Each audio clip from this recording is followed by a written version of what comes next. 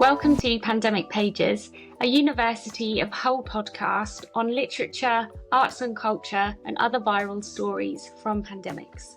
Our guest today is Catherine Ryan Howard, who published 56 Days with Corvus Books in 2021. 56 Days is set in Dublin, Ireland in March and April 2020. The book has since been adapted to a major original Amazon Prime Video TV series. However, the backdrop of the coronavirus pandemic has been totally removed. Catherine is on the episode with us today talking about the book's adaptation to the TV series, and we get her honest take on how she feels about the pandemic being taken out of it. It is a superb watch, and I urge you to seek out both book and show. Catherine's new novel, Buyer Beware, is being published in the UK and Ireland on July 2026. That book follows Ellie as she moves into a new property that has a dark and violent past, and this sets Ellie on a deadly collision course with the new home and its history. Let's welcome Catherine to talk about 56 Days, the book and major original TV series now streaming on Amazon Prime Video. Welcome to Pandemic Pages. Thank you, A, for coming on, but B, for writing a lockdown novel in the first place.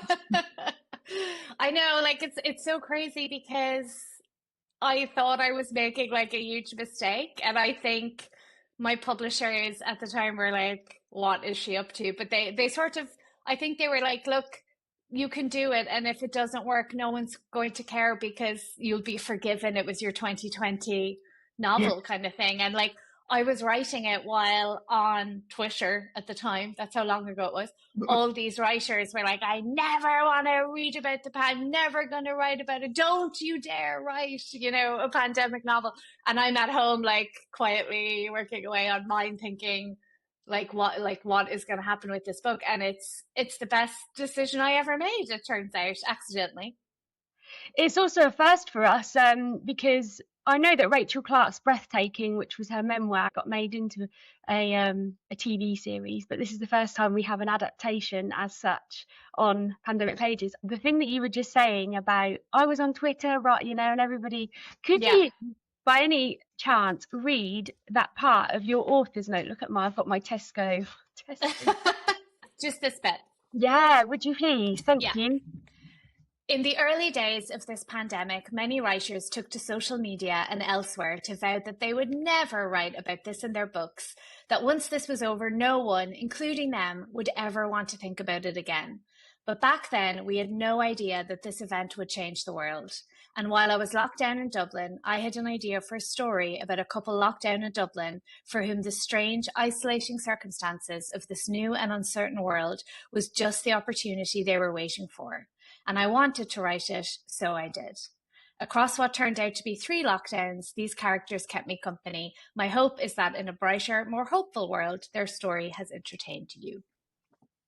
Dublin, Ireland, January 2021. So you wrote this in 2020? I wrote it practically in real time. So I have a picture on my phone that was taken on the 17th of April. So our first lockdown began on, I think, March 30th. Obviously, there had been restrictions before then, but that was when we were told, go home and stay there. So around about 2 weeks after that, I was definitely already writing the novel. I don't know exactly when I started. Back then it was called Inside, which Bo Burnham then used for his amazing I suppose you could call it comedy special, even though I think it's so much more than that he filmed completely inside during lockdown. And I would sort of go outside for my prescribed, time, and I had to stay within 2 kilometers. Now, luckily, I was basically living in Ciara's apartment. And during the writing of the book, I basically moved to Oliver's apartment. So that's where their apartments came from, even though I live in a different area to Oliver. But the layout of the apartment is the same. Wow. And my first apartment, the Ciara one, was right in the middle of Dublin city centre. So that was actually a novelty and a privilege in some ways, because I got to walk down Grafton Street, the busiest shopping street, one of the busiest shopping streets in Europe, every day at lunchtime and have the place to myself practically. So to see the city empty, like, it was at that point more amazing than sad or scary. But I would come home then and I would put in whatever I had seen that day into the book. And like a lot of things like our Taoiseach or Prime Minister's speeches, um, there was stuff on television that, in real time went into the book. And I know that by June I had 25,000 words because that's when I had to own up to my publishers, because if it wasn't going to be this book, I needed to start the book it was going to be. Like I didn't have time to keep going. And so we had a meeting right here at this desk in Oliver's apartment that I was in by then. And they said, effectively what they said is we didn't think we wanted to read a lockdown novel, but we want to know what happens in this one. We want to keep reading this one. So you are go for launch, effectively. Oh, brilliant. I remember actually that Professor Catherine Wynne, who's my supervisor for my thesis, this was one of our first novels that we spoke about at the start. And I think you may have seen that because that's when I sort of started the Bookstagram and was like always messaging you like, I love this novel. And yeah, and I remember thinking this has to go in my thesis like 100%. And so it definitely is. It's there in the chapter. How do you feel reading those lines? My hope that is in a brighter, more hopeful world, their story has entertained you. And here we are with the success of your adaptation. How are you feeling about it all now? Guilty, because I had an amazing lockdown. Like, so few people have done better out of the pandemic than I have. Like, it's my most successful book. And then to have now obviously there's no pandemic in the TV show, which I'm sure we'll talk about, but I do feel guilty. I do feel guilty. But I also feel like what worked about 56 days, because this is something that, people ask a lot, because I do think it works, and other people agree with me, thank God. But the reason it works is because it's not really a pandemic novel. It's an early lockdown novel. It's a very specific time. Those first few weeks in Dublin, it was like a weird thing where we had the best weather we'd ever had in April. Like every morning you'd wake up to blue skies. Cherry blossoms will forever remind me of that time because they were all in bloom. And there was a novelty aspect to it. And there was also a sort of feeling of like, we're all in this together and this is happening all over the world. And of course there was advantages. Like I had been waiting my whole life to be told, cancel everything and stay at home. Like I was like, I'm ready for this. Like I have all the books I haven't read, of all the TV shows I haven't watched. And of course, it got hard. And like I was living by myself in such a small space. And I think it's the closest I've ever come to having some sort of like mental breakdown. And that's why I had to move, because I just had to get out of there. Ironically for me, what was bad was the proximity of other people and not the isolation, because I lived in a place where like no one was ever around. And then suddenly everyone is there all the time. Like one morning, like everyone thinks this is hilarious, but I was ready to kill a man. I lived on the ground floor and I had this huge like floor to ceiling window, and right outside my window was grass. Right. And I had net curtains, right? So if you looked into my window, you'd see yourself. It was like a mirror to someone on the outside. And one morning I get up, I open my curtains, and there is a man like 5 feet away doing star jumps, like facing me, because he's looking at himself in my window. And like that was the least of it. And it was just this idea that, people, they just kind of lost not their manners, but it was just like it stopped occurring to people to behave the way they had in normal life. Like now just sort of anything went. So the happiest day of my life was the day I moved into this apartment. Let me tell you that. Oh, it's so cool as well that you kind of writing from those different apartments as well, and that's informed the novel. And actually that's fed through to the adaptation, hasn't it? 'Cause it's all about those different apartments. Yeah. This question is going to do with the lockdown measures. It's a bit of a fly on the wall question. So, how did the conversations go about removing, the lockdown? There's no real conversations because my attitude towards all of this is that my work is the book. And that's what I care about and have control over. And I can make the book exactly the way I want to make it, and no one can ever change it. And if someone comes along and wants to option something, I hand them the book. And I say, you do you. You go do whatever you want to do with it. And let me tell you, it is the best attitude to have, because any other attitude would lead to heartbreak and stress and whatever else. And I just don't like someone not very nice sent me a message the day the show came out. Like, in hindsight, they probably hadn't even watched the show, but, but they didn't have time to watch it. But they sent me a message and they said, how could you let someone change your work in this way? And I didn't respond, but if I had, I would have said, no one has changed my work. Like, the book is exactly the same. Yeah. There's not a full stop changed in the book. And so when I met Lisa and Karen, who are the showrunners, and Atomic Monster, who are the production company, it's all very funny because I think TV people are afraid of writers, of novelists, and probably with good reason, because some of us are not well behaved.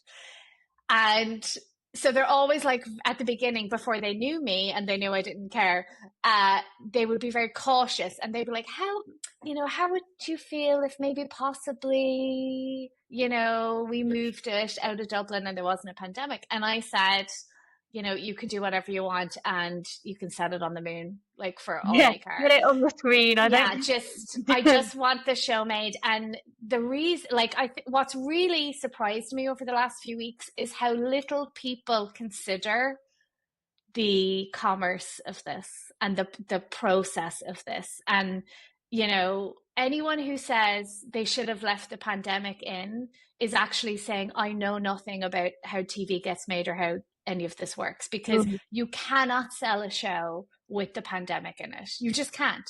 So the idea that, like, this is one version of the TV show of 56 Days and there's another version that's set in Dublin with the pandemic, that's not true, because first of all, no Irish company was interested in optioning it, and you can sell a show with the pandemic. So this is the show you get on the air out of 56 Days. So I had no issue at all. And it was kind of funny because when I was sitting right here talking to my editor back in June 2020, she said, just playing devil's advocate, is there a way to do this without the pandemic? And I said, no, you absolutely, there's no way. There's no other way to get these two people into an apartment. And it turns out there is, actually. But I don't think my book would have worked without the pandemic because it was set in Dublin. Yeah. And it's very easy in a big American city to do things without, like, your mom finding out or your aunt seeing you, or, meeting a girl you went to school with. That is what happens in Dublin. So the pandemic, if you like, facilitated this story happening in an Irish city, because it just couldn't have otherwise. Everyone would have, they would have run into people. Yeah, effectively, that makes me think of it just being a city fiction in a way, and just being able to move. I studied a module called Modern City Fictions, and that really reminds me of the text we were studying and how you can move it out and change the dynamics. But I was actually wondering, because you used the word process and talking about, and I have got a question here saying, yeah, is it a random process? Because I met I was on a dog walk and I met a lady just having a chat, and she was like, oh, I work in film and like TV. And I said, well, who gets the books? Who's reading the books? And she said, oh, you'll have a literary agent reading a book and then they'll pitch it. So is that what happened? Someone picked up your book, or was it random? Did they email you? What's that? I'm just curious. So it is, in the case of 56 Days, random, because one of the showrunners just happened to pick up the book in a bookshop. But I have a TV and film agent who is in LA. She's a dream maker, basically, and she and her colleagues will send out the book. And so that's how other books of mine have been optioned. Like they send them to various production companies and people like that. But because, again, with the pandemic, there was no point doing it with 56 days because no one wanted to make, and this is like 2021 in Ireland, we were in the third lockdown 3. So it was random for this in the sense that she just picked up the book and read it. And I think what appealed to her, like we haven't really had this conversation in depth, so I'm just sort of imagining what she thought, but I think for her, it was the structure. It was the way the book is told, the back and forth that appealed. Yeah. The multiple perspectives and the back of the chronology. I said it was like a 360, like there's a 360 all the time. And also, I remember Catherine and I talking about you calling it 56 days, and we were like, it's surely the doubling of 28 days from the 28 days later. So you need to now. You need to tell us. Or double 14 because of isolation? What's going on? Like people have said that to me, and I just find that so funny. I am not that clever. Like, I love when people tell you you've put things in books that you absolutely haven't, and you probably should pretend, oh yeah, it was absolutely the doubling of 28. It was just that the period of time covered 56 days. And I was calling it randomly, it just happened to cover 56 days. And I was calling it Inside. And then I'm terrible with titles. My titles never make it to the only title that like I came up with that was kept on the book is The Nothing Man, and every other title like my editor or someone came up with. So I was here one day and I was racking my brains like, what am I going to call this book? I don't actually remember any other title. I don't actually remember any other titles except Inside. But then I have a friend who's also a writer. She's a New York Times bestselling author, Hazel Gaynor. And we go to her for titles. She is like the title wizard. And we were talking and she just said, how many days is it? How many days is it? And I said, well, I looked at my spreadsheet and I was like, it's 56 days. And she said, call it 56 days. And that's where the title came Amazing. And it's really worked quite well anyway, mathematically, and for people that are always trying to figure it out. And also, it has become such a number for me. Like, I know there's a cognition for it. I see it everywhere. So like my parking space is randomly number 56 because that's not the number of my apartment or anything. It's just everywhere. Like I just see the number everywhere. And I know it's like when you buy a red car, you see red cars everywhere, but the number does keep popping up everywhere. Yeah, the phenomenon is confirmation bias, isn't it? Yeah. Really seen it.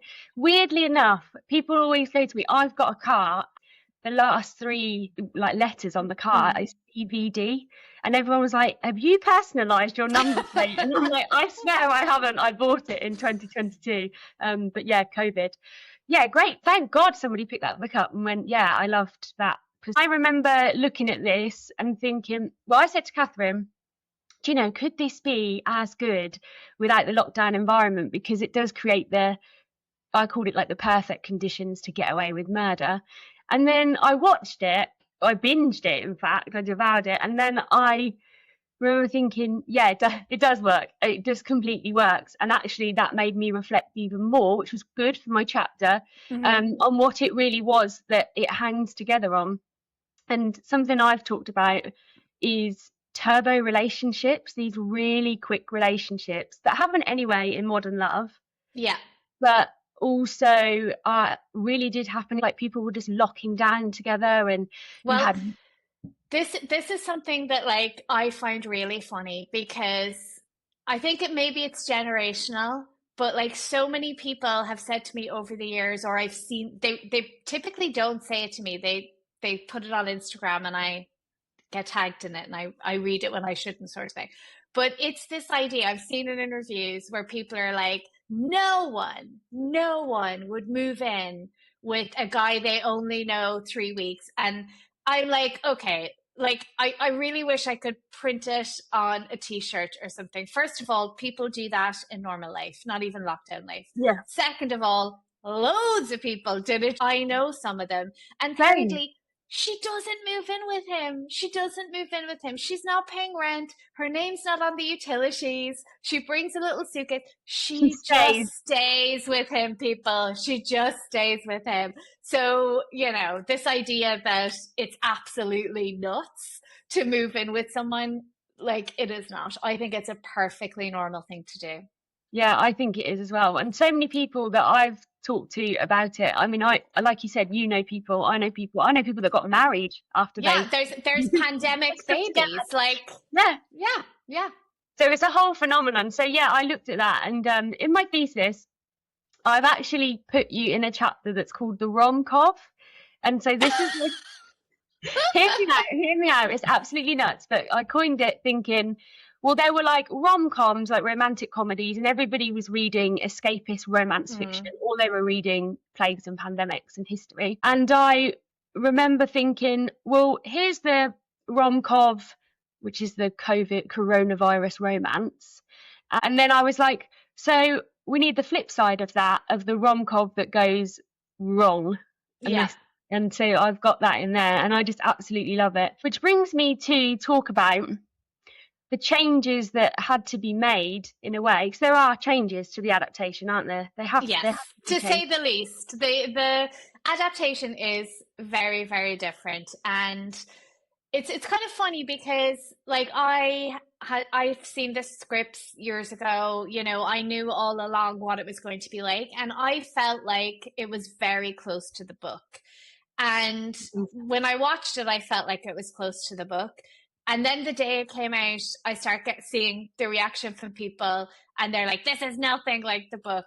And it is the book. Like, I actually, the Sunday after it came out, when I had done all my watch parties and my press and everything else, and thoroughly celebrated every aspect of this, I sat down on my couch. I've seen the first two episodes more times than any person should watch two episodes of something, between the premiere and the getting a sneak peek and all this kind of thing. Oh So yeah. I watched the remaining six together. I'd seen them before, obviously, but just to watch them in a block.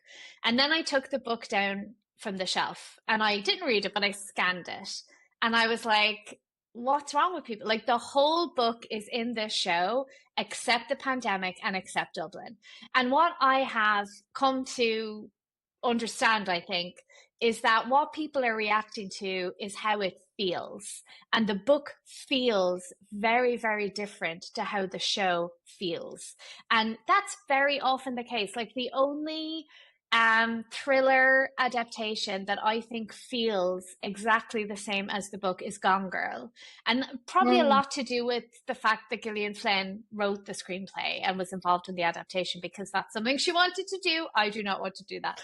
So, I so much of what happens in the book, macro and micro, is in the show. But my fellow crime writer, Jo Spain, is a screenwriter as well as a novelist. And she gave a talk here in Dublin a while back that I went to. And she said the average novel gives you 75 minutes of television, because screen eats story. Screen needs so much more story than a book. Like, I can have Kira walking around thinking her own thoughts for 10 pages, but that's not even filmable. And then something that takes an awful long time, like how many pages of the book, without spoiling anything, take place in that bathroom scene at the end, that's maybe 5 minutes of television at a stretch. So what the showrunners had to do, and what I am delighted they did, because this is how the show got made, is they sort of grew new story from the roots of the book itself, which all feels to me very organic, very logical, properly structured. Everything is tied up at the end. And it's, Andrea Mara said at one point when someone was talking about differences, a TV show is not an audiobook. It's not another edition of the book. It's a completely new thing that's going to be so different. And my wish is that people would take the book and take the show as two separate things. And Yeah. there's so many benefits to the fact that they're different, including that you don't know what's going to happen, even if you've read the book. Yeah, I felt like that reading it. Because I had on the Pandemic Pages Bookstagram, someone messaged me and she said she'd read it, but the characters weren't how they were in her head. And I said, well, your characters in your head are going to be different to the characters in my head. So that's what you need to understand. That's going to be relative. Yeah. What And one of then, the things that really like cracked me up, like people, and I know all of this is coming from people who like the book and who feel sort of some sort of defensiveness or something about protecting the book. So I know it's all coming from a good place, but people do say really funny things. And I remember when the casting was announced, and of course, when the casting is announced, the headshots are the actors like looking, very glam and amazing, and maybe not how they're going to look in the show. But someone messaged me and said that's not what she looks like in the book. And I just cracked up because I was like, lady, I don't know what she looks like. When I write, I don't see faces. I see like a kind of blur. So if there's any physical descriptions in my books, it's because my editor said, can you at least just say like what color hair they have or something? So the idea that this fictional person who I have never seen like looks a certain way just really, really makes me laugh. Really makes me laugh. there's always a huge thing around adaptations, like especially this year, people were really raging about Wuthering Heights, and it's not true to it. But there's this, when you're studying, let's call it hypertext and hypotext, which is the original one, and the like emulations, like how you make it different. That's happened throughout total history. Shakespeare did it himself. He took a text and changed it. So I always think of people getting really on their high horse about it as, yeah, really hilarious. But But they also don't understand. They don't understand the process because you cannot film, like most books cannot be filmed faithfully. yeah, And that's because the author was not thinking about a screen adaptation. They were thinking about writing the best possible book they can. mm, And telling a story on the page is so different to telling a story on screen. Like one of the last things I did before the pandemic was Screen Ireland, who used to be like the Irish Film Board. They put on these subsidized courses for writers who were writing in other mediums and wanted to learn how to screenwrite.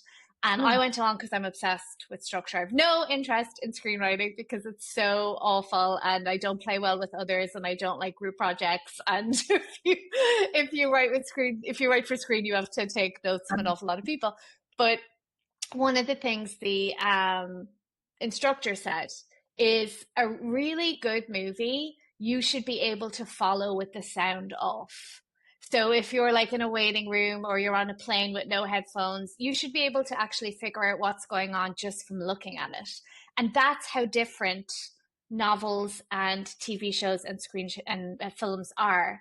And so when people say, oh, they changed this and they did that, they're just actually saying, I don't know about this. I don't know how this works.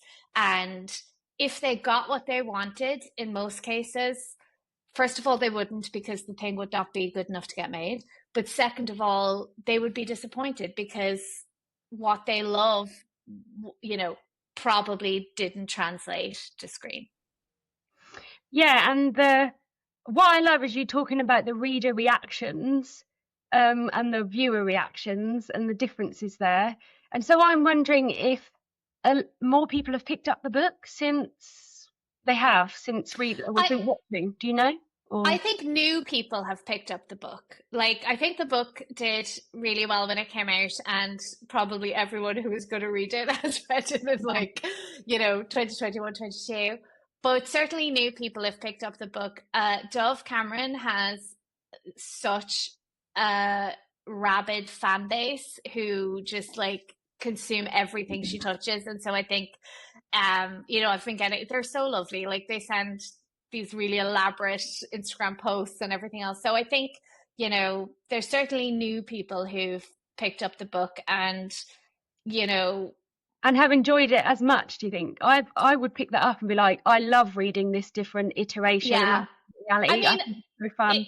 if they're having a negative reaction, they're not telling me about it. Like, I think it's Good. really funny. Yeah. I think it's really funny when people are like, the book was better. I mean, that's what I want people. That's what I want people to say. I don't want people to be like, oh, I really like the show, but the book was terrible. Like, of course, I want people to say the book was better.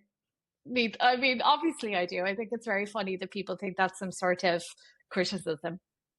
There's a line in the show where she says this is an opportunity for you to reinvent your life, and I thought this was an opportunity for them to reinvent the novel in a way, even though Yeah. it is a reinvention. I don't want to spoil the ending by even saying anything about it, but I got to the ending and just thought, I love this. I actually love this. Yeah. And I was someone that was a bit like, oh no, they're taking the pandemic out of it. But that's because I'm fighting the fight like against Yeah. the people that are avoiding it. But I thoroughly enjoyed it, and I'm glad that more people are reading the book. And I'm glad that as well, I mean, the casting was so perfect. It was really, Yeah. Especially the detectives, like Lee yeah, and Carl, who are Dorian and Carla in real life. Like, I just loved them because they're two probably of my favorite fictional characters I've ever written. Like, I don't ever bring people back, but if I was going to bring anyone back, I'd bring back those two because I just think they're fabulous. Um, and they came from watching a documentary that was on Irish television, which was like a almost like a 24 hours in police custody kind of show, but with the Irish guards. Very much like entrenched, just like a woman in a camera following them around. And it was fascinating because I was like, oh, these are just normal people. Like you sort of think the guards, or, if you're thinking about yeah, the FBI or whatever, yeah, you think they're like very serious and whatever, but they are in a job just like anyone else. And we all behave the same way in jobs. We all, have a bit of a joke, we complain about things. And, sometimes we don't give it our all. Sometimes we half ass it and we don't really care. Like I was one of the worst front desk agents that was ever paid $9 an hour. So, like I wanted to have detectives who were like that, who were not, you know, the the two stars of the force, and who were just kind of doing as much as they had to do. And I was talking to a real guard at the time who consulted on the book, and without, it's not a spoiler because it happens at the beginning of the book that a yeah. body is found and they don't know who it is. And I was saying to her, like, what would happen with this body? We don't really know. Was it a murder or not? And she said, if there's no family, like, looking for answers, probably nothing would happen. And I was like, really? And she's like, yeah, because we don't know that it's a murder. Maybe it was an accident. And if no one is looking for an answer, there's a lot of other stuff we have to do. Maybe we just say, yeah, okay, probably an accident. And we sign the form and we move on to the next thing. And I found that really illuminating because, when you're a civilian, you think every crime is Yeah, they're chasing investigated. cold cases. Yeah, like there isn't a fiber left uncollected or whatever, but it's just not the case, and it's not possible. It's not possible with the resources that are there. So that really made me think, like, without any spoilers, that absolutely informed the final pages of the book with the detectives. Is there a favourite part? I know you talked about the relationship and the dynamic, but is there a favourite part that was continued over, or is there a favourite scene or moment now in the like that sticks out in your mind? You go, I really love this moment, because I saw you talking about the St Patrick's Day. I don't love that, but No, I know. So I was like, I think it's pretty obvious that was a point of contestation, but it was still good, and they do celebrate it wildly. And yeah, I really liked where because she's on his. his shoulders. I really Yeah, like that, and they're so yeah, in love. They're so in love. yeah. Yeah. So No, like, don't get me wrong. I do love and I love that they put in a Patrick's Day parade because that was so obviously, like, for me, like, to keep the kind of Irishness of the thing. And of course, if it wasn't for lockdown, there would have been a St. Patrick's Day parade in the book because it takes place over March 17th. One of the plot points in the book really is that all that yeah, stuff gets cancelled. And I remember walking around Stephen's Green that weekend and there was tourists everywhere looking completely lost because they had flown over Well, for the Patrick's Day celebrations that were then all cancelled. So there's loads of stuff that I love in the show. Like one of the funniest things, and this is where, like, if you actually sat down and thought about it too much, your brain would just melt. yeah. Like, there's a throwaway line in the book about making toasted sandwiches with mayonnaise on the outside of the bread, which, by the way, is how you get them crispy and golden. You put butter on first, and then you put mayonnaise on, and you just get this gorgeous, crunchy texture on the outside of your Mm. sandwich. I don't even remember. I think they're just having a conversation. I'm not even sure what scene it's in.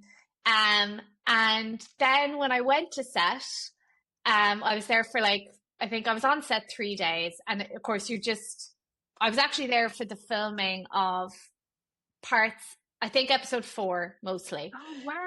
Um, and so there's a scene where he's at his kitchen counter and he's making a sandwich, and there's like a bottle of Hellman's on the counter, and I'm actually in the room, like, because of the way that the set was built. I'm in his living room, just hiding around the corner while this is going on. But I remember before they shot the scene, there was this big conversation about, like, okay, so you get the mayo, and I'm just sitting there, and I'm like, what is my life like? Like, this is happening because I like mayo on the outside of toasted sandwiches, and obviously was not maintaining a healthy diet during lockdown and was thinking about cheese toasties. So that really, really made me laugh. And of course, I love the fact that they go to the Westbury and they have French 75s. And Yeah. I got to go to the Westbury and have French 75s, the real Westbury in Dublin, with Lisa, one of the showrunners. And that was like such a surreal moment because I was able to say, you know, in my head, Kieran Oliver were sitting there at that table when they came in, and, you know, like that kind of stuff. It's just crazy. Like, it's crazy that it has happened. And it really is, because it's like a lotto win. So much stuff is optioned and less than 0.01% of it gets made. And Right. so much luck and like chance and things have to happen to get a show to air. I don't think people appreciate that. Yeah. Especially when they are immediately like, oh, I hope your other book, you know, gets turned into it. And you're like, lads, can we just focus on how amazing this is before we start talking about other books? So I think the mayo is probably the just for craziness sake. It is just crazy. And I also love, I should have brought it with me, it's over there. But I have his coffee cups, and so any scene where I'll get it for you actually, just to show Yes, you. One please. sec. So this doesn't work in an audio environment, but this Okay. is, I'm holding Oliver's very serial killer like coffee cup, which Yeah. seems to be made, it almost looks like it's made out of cement or something. Yeah. It's really, really cool. And when I was on set, you could open his kitchen cupboards and like see what was in there. And I saw the mugs, and he actually has mugs with handles and these which do not have handles. So they're both in the show, and um, you know, I said, "Oh my god, I love them. Can can I I have take them? them?" And Did you have to do that? No, if have you to have something. And after Mhm. filming wrapped, a box arrived, and 4 lovely, very serial killer cups were in there. So it's very odd because sometimes I drink out of them. I Now was they're going to not, say I'm in the yeah, shine of being drank out of, but yeah. they're not my style, right? Let's just say, like, everything on my apartment is pink and, as you can see, pink and girly. But sometimes I do drink out of them when I'm at my desk, and I just think, here I am making stuff up, and I'm drinking out of a coffee cup belonging to the man that I made up. Like, it's That very could be like funny. your killer cup now for when you're looking at your bad character, like, you know, your villain Yeah, characters, like your killer when cup. I'm being a serial killer, I can drink out of Oliver's mugs. But like, the whole thing has just, and you know, it's only now really you can sort of take it in because it's calmed down now, the TV stuff. Because of course, in the era of streaming, the whole show comes out and there's this huge thing, and then, you know, a few weeks later it's all over. But it has just been the most fun. And like the premiere in LA was one of the, like, sorry, Yeah. it was not one of the best nights of my life. It was the best night of my life. It was fantastic. And, you know, they had French 75s there, they had all sorts of stuff. And this is where the guilt comes in about the pandemic because, you know, I did write a lockdown book and it was the best decision I ever made.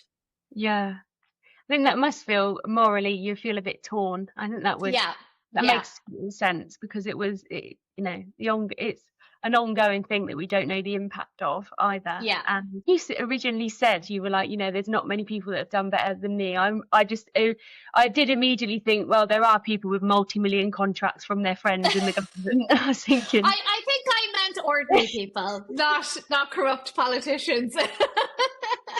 but yeah, Just that's where my ordinary people. Ordinary people, yeah. But then I remember thinking, this lockdown has made me reevaluate everything in life, and it's taught me that not life is far too short. I know that's very cliche, and Yeah. I quit the job I absolutely hated, and I was like, I'm going to apply for a PhD and try and follow what I really want to do in my heart. And thank God I did. And it was the lockdown that literally made me go, stop what you're doing, change the gears.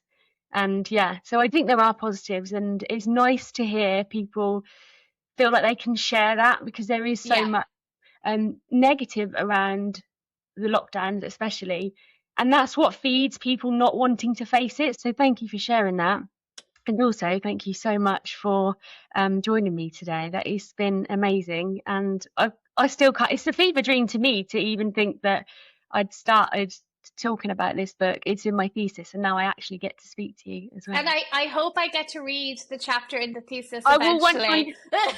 Going back and editing it. No, I will 100%. And can I ask you, like, why you chose this as your thesis topic? Oh, thank you. Yeah, that's a great question. So during my undergraduate and my master's, I realised that texts I was drawn to were crisis, disasters. Mm-hmm. One of the main things was plague and pandemic. And just in the year of just before the outbreak, so like February 2020, I'd submitted my master's thesis on a woman that was writing during the pandemic of 1500s called Isabella Whitney, and I did a whole 10,000 thesis on it. Wow. We In went into a February lockdown. 2020? Yeah, and then we went into a lockdown, and I was like, the weird thing was, she was in a pandemic. This is a true story. We don't know anything about what happened to her.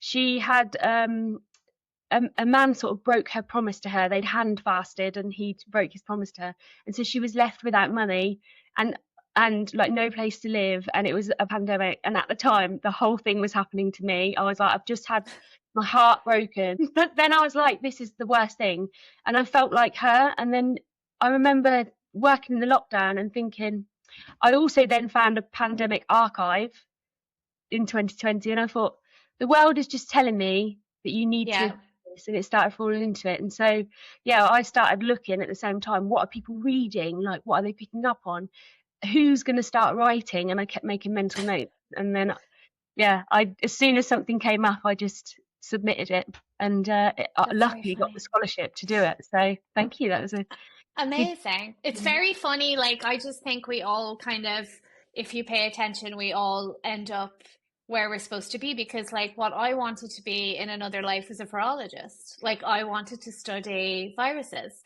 specifically Ebola. I was obsessed with when I was a teenager. Wow. And didn't, wasn't concerned with the reality of the situation. I just had this dream. I was obsessed with Outbreak. Yeah. There's a book called The Hot Zone by Richard Preston, which I put a lot of blame on for this. But I wanted to work at, very specifically, the United States Army Medical Research Institute of Infectious Diseases, USAMRID, in Fort Detrick. I wanted to work in the spacesuits in a biosafety level 4 lab. I had all these plans. Like, when Contagion came out, the movie, I was I want to be Kate Winslet. Like, that's, So I actually went to Lancaster University for 3 whole weeks to study this. No way. Yeah, before I realized this is not for me at all. And so it's very funny that like, and I always wanted to be a writer. Like my plan was I was going to write novels at the weekend. I was going to be a virologist Monday to Friday and write novels at the weekend. And then the thing that like was my breakout book is set in a pandemic where we have a virus. So it's just very funny how everything works out. It's weird you say that because when I interviewed Yi Yan Lee, she had trained to initially become an immunologist. Right. She was like, I then quit immunology to become a writer. I've just joined the writer at Iowa instead, the writers program. So I always think I'm in the medical humanities, which is like science and literature. That's kind of like where they converge, like the disciplines. And so I find it extraordinary because you're talking about science and literature, and she's talking about science and literature. I mean, even Roddy Doyle, I mean, he was talking to me about geography and literature and how those two come together and how he was an old geography teacher. And I remember thinking, everybody's brought something to it. They've brought two disciplines at least, or like many. It's fascinating that you've got the virology side of things. But I think that's like an analogy for how ideas work. Like ideas always come from at least two different places, sometimes three different places for me. Like I cannot talk about what I'm working on right now because it's all a big secret, but like it's not a Catherine Reinhard thing if it ever goes anywhere. But it's three different things have just like smashed together in my head. And again, it's like science and something that I have a real passion about is informing like all of this. And if you think about my novel, The Nothing Man, that, which is my favorite book child, that is also the product of all these things that I'm genuinely interested in and have been my whole life, which is, serial killers and true crime and playing with form and structure and things like that. So I think that I'm starting to believe really that like our best work comes out of a really organic place of what we're interested in, what we're curious about, and what we, have a knowledge of that we can kind of, if you read a book by an author who went out and researched a subject, from start to finish during the writing of the book, that feels very different to a book written by someone who is just using knowledge they know by osmosis, so yeah, I think it's funny that when I look at the things I'm most proud of, they involve things I have a genuine interest in. Well, I'm so excited for the forthcoming work. Then should that be? Well, you may never know about it because it may not may or may not may or may not. Yeah. Keeping this on the edge. Or it'll be a successful adaptation again in a few years. Yeah. Who knows? Fingers crossed. Thank you so much for joining me today. I honestly cannot say thank you enough because I really appreciate it. And talking about the pandemic, lockdowns as well. This whole project was made so we could archive those experiences, and I'm so grateful for you sharing them with us today. Well, thank you so much. And I await the infamous thesis chapter at some point. Yeah. So. Fingers crossed. Yeah, I'm sure you'll be brilliant. Thank you so much. Thank you. Bye. Bye from Dublin. Bye. Bye.